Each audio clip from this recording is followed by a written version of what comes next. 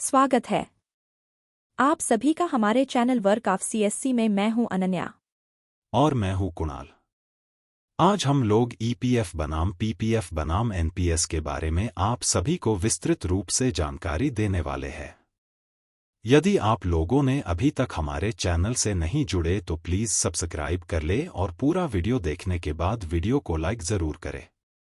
जैसे जैसे ज्यादा से ज्यादा लोग काम के वर्षों के दौरान रिटायरमेंट के लिए धन इकट्ठा करने के महत्व को समझ रहे हैं, वैसे वैसे वो ईपीएफ, ईपीएस, पीपीएफ और एनपीएस के साथ जुड़ते जा रहे हैं। यदि अभी तक आपने इनमें से किसी भी स्कीम के सदस्य नहीं हैं तो शायद आप भी मेरे दादाजी के जैसे ही है, जो हमेशा अपने जवानी के दिनों को याद करके पछताते हैं कि काश मैं भी लोगों के बहकावे में न आकर कुछ अमाउंट इनमें से किसी स्कीम में बगल वाले अंकल के जैसे कुछ इन्वेस्टमेंट किया होता। ज्यादातर लोगों का तर्क यह होता है कि भविष्य किसने देखा है और मैं उस उम्र तक जीवित तो रहूंगा नहीं, तो इन सभी इन्वेस्टमेंट का क्या लाभ। आपने सही कहा, परंतु कल्पना कीजिए कि यदि आप जीवित रह गए और आपके हाथ पैर काम नहीं कर रहे हैं, आप लाचार हो चुके हो और अब आपको एक एक रुपए के लिए आपके बच्चों पर आश्रित रहना पड़ता है। उस वक्त आपके पास क्या ऑप्शन है? क्या आप उस वक्त पैसे कमा सकते हो? यदि आप इन्वेस्टमेंट किए होते तो बुढ़ापे में आप आराम की जिंदगी तो जीते। इसीलिए मैं आज आप लोगों को कुछ अच्छे इन्वेस्टमेंट स्कीम के बारे में बताने वाली हूं और मैं आपको इन सभी स्कीम की तुलना करके बताऊंगी कि इन सभी इन्वेस्टमेंट में अंतर क्या है और कौन सा इन्वेस्टमेंट आपके लिए बेहतरीन होगा। आप इस वीडियो को देखने के बाद यह डिसाइड कर पाएंगे कि आप इनमें से कौन सा इन्वेस्टमेंट आपके लिए बेस्ट होगा। आपको कौन सा इन्वेस्टमेंट में इन्वेस्ट करना चाहिए ताकि आप अपने आगे की लाइफ अच्छे से जी सको। तो चलिए तुलना करके समझते हैं। कर्मचारी भविष्य निधि योजना ईपीएफ सहित वीपीएफ। यह क्या है? सरकारी कर्मचारियों को छोड़कर सभी वेतनभोगी व्यक्ति ईपीएफ का उपयोग कर सकते हैं।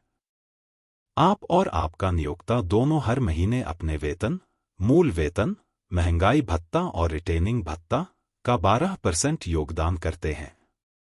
लेकिन आप अपने वेतन का 100% तक स्वैच्छिक भविष्य निधि वीपीएफ में डालने का विकल्प चुन सकते हैं। इन्वेस्टमेंट लिमिट्स, निवेश सीमाएं। 15,000 तक मासिक वेतन वाले लोगों के लिए ईपीएफ योगदान अनिवार्य है। यदि आपका वेतन अधिक है तो ईपीएफ वैकल्पिक है। हालांकि यह आपके रोजगार अनुबंध की शर्तों पर भी निर्भर करेगा। लिक्विडिटी तरलता, आंशिक और पूर्ण निकासी दोनों की अनुमति है।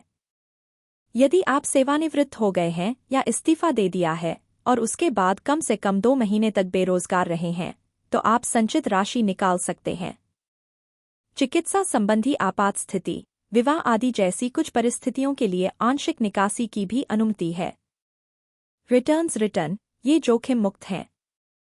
2023 से 24 के लिए घोषित ब्याज दर 8.25% है।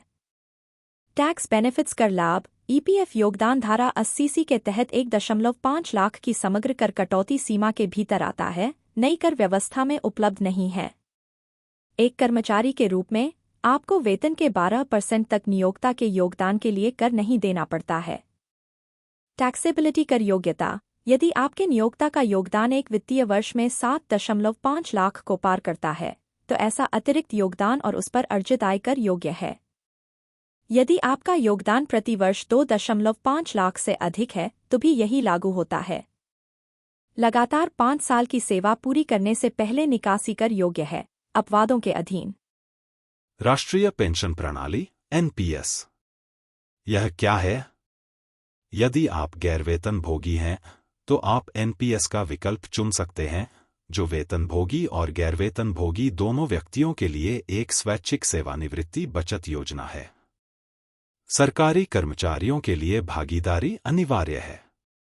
चॉइस ऑफ इन्वेस्टमेंट्स, निवेश का विकल्प, आपको टियर खाते में कम से कम 1,000 का निवेश करना होगा।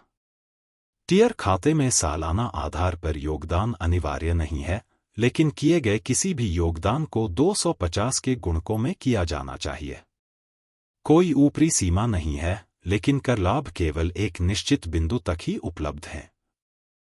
टियर में दीर्घकालिक निवेश को प्रोत्साहित करने के लिए समय से पहले निकासी के सीमित विकल्प हैं।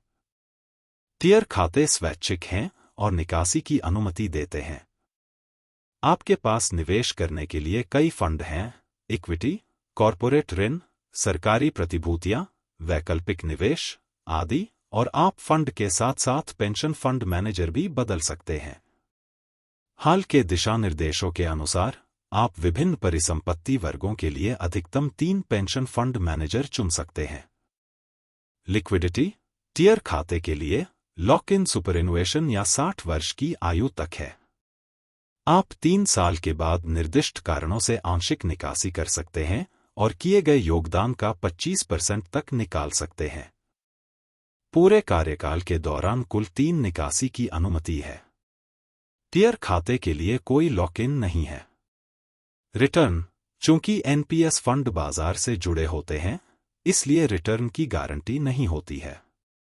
उदाहरण के लिए, यदि आपने LIC पेंशन फंड लिमिटेड में टियर खाता चुना है, तो स्कीम ई के तहत 7 वर्षों में आपका रिटर्न 14.61% होगा, लेकिन स्कीम सी के लिए 7.32%, 22 जुलाई 2024 तक। कर लाभ टियर खाते के निवेश पर धारा 80C के तहत कुल 1.5 लाख की सीमा के भीतर कर लाभ मिलता है। टियर खाते के लिए समान लाभ केवल सरकारी कर्मचारियों के लिए है।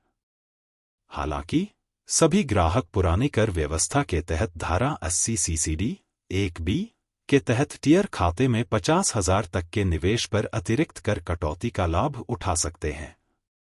यदि नियोक्ता पुरानी कर व्यवस्था के तहत वेतन, मूल प्लस महंगाई भत्ता का 10% तक योगदान देता है, तो धारा 80 CCD 2 के तहत कर लाभ मिलते हैं। इसके अलावा नई कर व्यवस्था चुनने वालों के मामले में बजट 2024 के प्रस्तावों के अनुसार अब वेतन, मूल प्लस महंगाई भत्ता के 14% तक कर लाभ उपलब्ध होगा। सरकारी कर्मचारियों के लिए यह सीमा 14% बनी रहेगी। टैक्सेबिलिटी कर देयता यदि नियोक्ता का योगदान किसी वित्तीय वर्ष में 7.5 लाख से अधिक है, सुपरएनुएशन पर संचित शेष राशि का 60% एकमुश्त या व्यवस्थित निकासी कर से मुक्त है। मासिक वार्षिकी कर के अधीन है। पब्लिक प्रोविडेंट फंड PPF यह क्या है? PPF वेतनभोगी और गैर वेतनभोगी दोनों व्यक्तियों के लिए एक स्वैच्छिक कर बचत योजना है। लॉक इन अवधि समाप्त होने के बाद आप एकमुश्त राशि निकाल सकते हैं। निवेश आप प्रति वर्ष 500 से 1.5 लाख के बीच एकमुश्त या किश्तों में निवेश कर सकते हैं। लिक्विडिटी आप एक वित्तीय वर्ष में एक बार निकासी कर सकते हैं, लेकिन निर्धारित फॉर्मूले के आधार पर आंशिक निकासी भी 6 साल बाद ही की जा सकती है। 15 साल बाद PPF खाता परिपक्व होने पर आप पूरी राशि निकाल सकते हैं। रिटर्न ये जोखिम मुक्त हैं, हालांकि ब्याज दरें तिमाही आधार पर घोषित की जाती हैं। 2024 की अप्रैल से जून तिमाही के लिए यह 7.1% है। कर लाभ धारा 80C के तहत कुल 1.5 लाख के भीतर। कर योग्यता सभी निकासी कर से मुक्त हैं। तो आशा करते हैं कि यह वीडियो आप लोगों को अच्छे से समझ में आई होगी। तो आप लोग अब डिसाइड कर पाएंगे कि आपको कहां पर और किस प्रकार से आपका इन्वेस्टमेंट करना है। अगर वीडियो आप लोगों पसंद आई है तो कृपया वीडियो को लाइक अवश्य करें, और आप पहली बार वीडियो देख रहे हैं तो वीडियो को लाइक करने के बाद चैनल को सब्सक्राइब अवश्य करें। वीडियो पूरा देखने के लिए आप सभी को बहुत बहुत धन्यवाद।